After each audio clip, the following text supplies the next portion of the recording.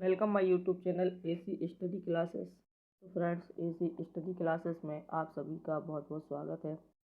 इस क्लास में आज आपको भारतीय काव्य शास्त्र हिंदी के मोस्ट इम्पोर्टेंट क्वेश्चन पढ़ने के लिए मिलेंगे।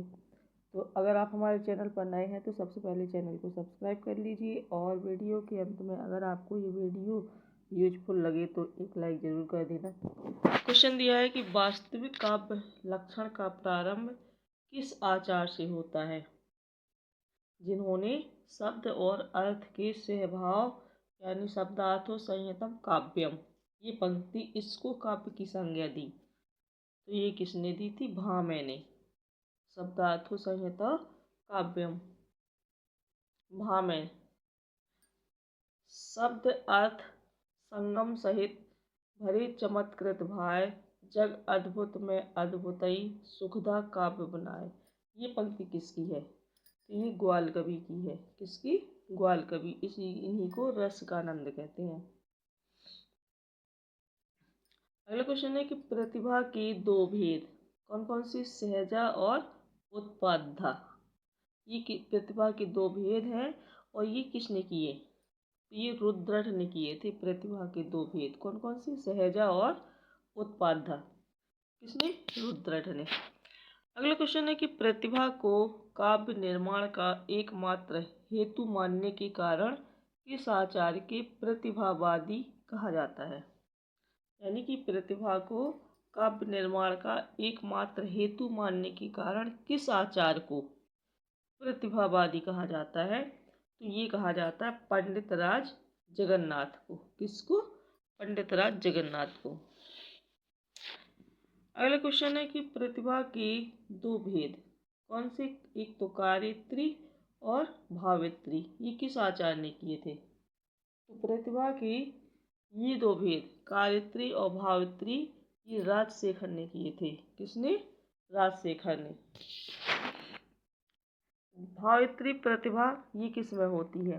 क्वेश्चन है हमारा कि जो भावित्री प्रतिभा है ये किस में होती है? तो ये सहृदय में होती है।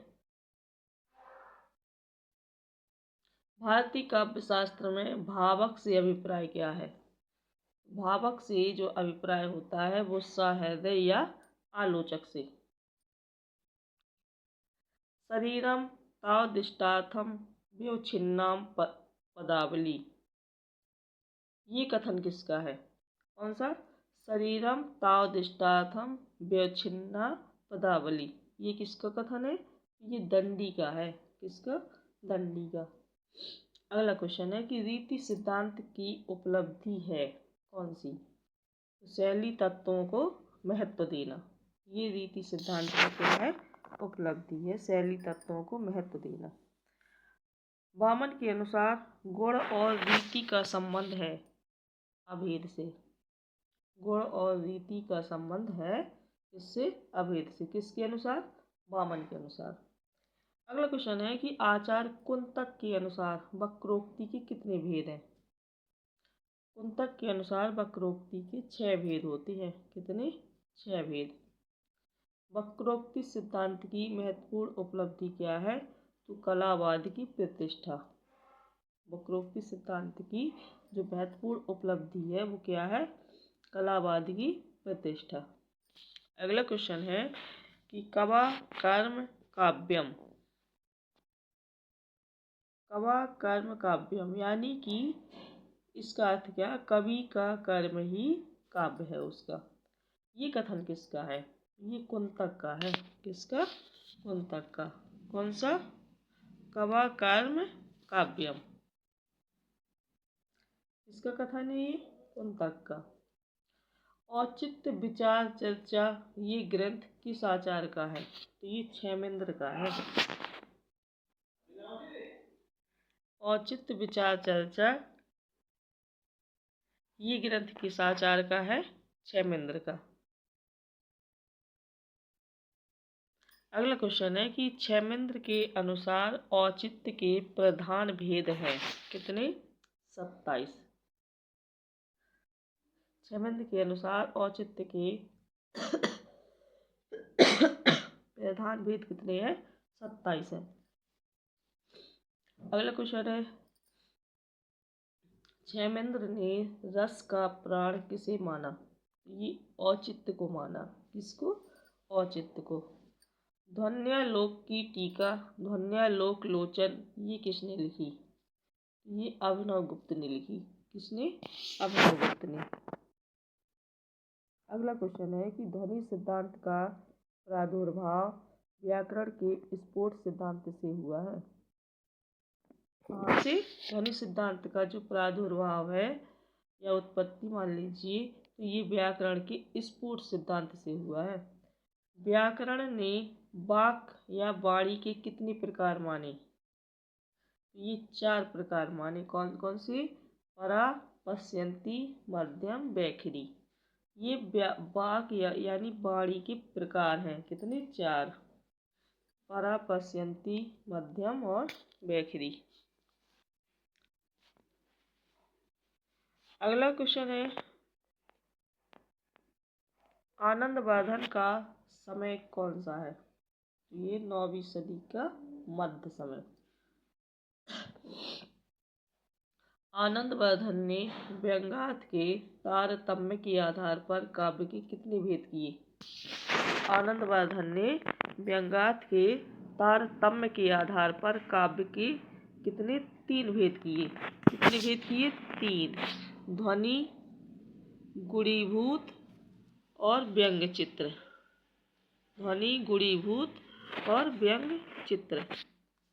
अगला क्वेश्चन है कि आनंद बाधन ने ध्वनि के कितने प्रकार माने? आनंद बाधन ने ध्वनि के 3 प्रकार माने। वस्तु ध्वनि, अलंकार ध्वनि और रस ध्वनि। ये आनंद बाधन ने किसके ध्वनि के प्रकार माने हैं? वस्तु ध्वनि, अलंकार ध्वनि और रस ध्वनि। आनंद बाधन के अनुसार रीति के 4 नियामक हैं। कौन कौन से? एक तो वक्त्रोचित्त, वाच्योचित्त, विषयोचित्त और रसोचित्त। ये रीति के 4 भेद हैं। किसके अनुसार? आनंद बाधन के अनुसार। अभिनव गुप्त ने ध्वनि के कितने भेद किए? तो अभिनव गुप्त ने ध्वनि के 35 भेद किए हैं। कितने? 35। मम्मट ने ध्वनि के शुद्ध भेदों की संख्या कितनी स्वीकार की? तो मम्मट ने ध्वनि के शुद्ध जो भेदों की संख्या है ये 51 स्वीकार की। कितनी? 51। और अभिनव गुप्त ने कितनी? 35। मम्मट ने 51। मम्मट ने जो ध्वनि के शुद्ध भेदों की संख्या को माना है 51, और इसमें अभिनव गुप्त ने सिर्फ ध्वनि के भेद किए हैं। कितने? 35। पंडित राजजगत नाथ काव्य के कितने भेद किए इन्होंने? तो 4। पंडित राजजगत नाथ के अनुसार काव्य के कितने भेद हैं? 4। कौन कौन से हैं? उत्तमोत्तम, उत्तम, मध्यम और अधम। ये 4 भेद हैं। अगला क्वेश्चन है, आचार्यों ने व्यंग्यार्थ की प्रधानता, गौरता एवं अभाव के आधार पर काव्य के कितने भेद किए हैं? तो ये 3 किए।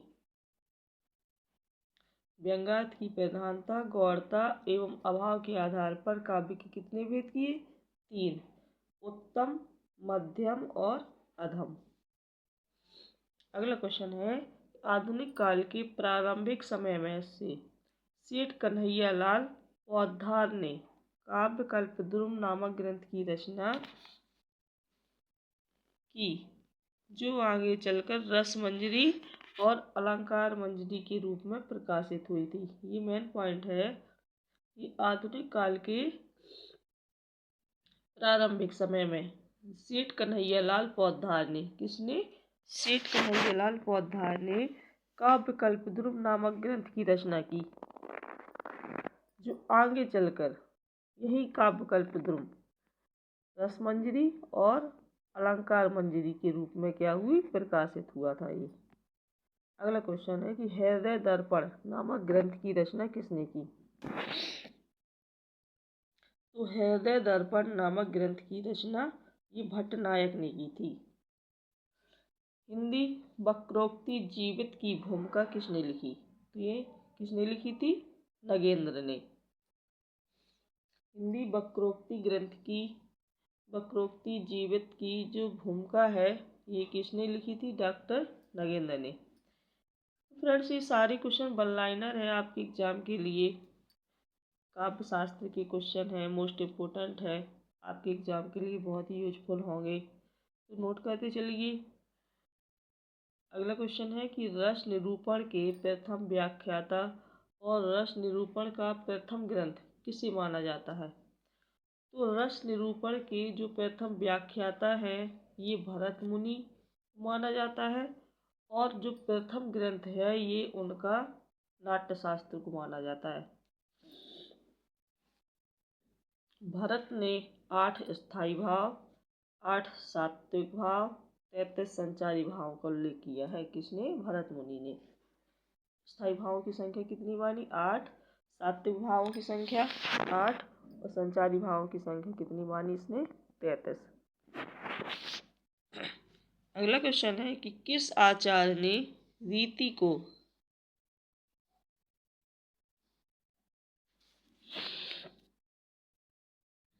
काव्य की आत्मा मानकर रस के गुण के अंतर्गत स्थान दिया और कांति गुण का वर्णन करते हुए रस से युक्त माना है? तो किस आचार्य ने? तो ये वामन ने। अगला क्वेश्चन है कि आचार्य रुद्रट ने शांत रस का स्थायी भाव किसे माना? तो आचार्य रुद्रट ने शांत रस का जो स्थायी भाव है ये किसको माना? सम्यक ज्ञान को। रस को ध्वनि के साथ युक्त करने का श्रेय किसे है? रस को ध्वनि के साथ युक्त करने का श्रेय किसे है? तो ये है आनंदवर्धन को। अगला क्वेश्चन है कि भोज ने 12 रसों का विवेचन किया जिनमें 4 नवीन हैं। कौन से? प्रेयस, शांत, उदात्त और उदात्त।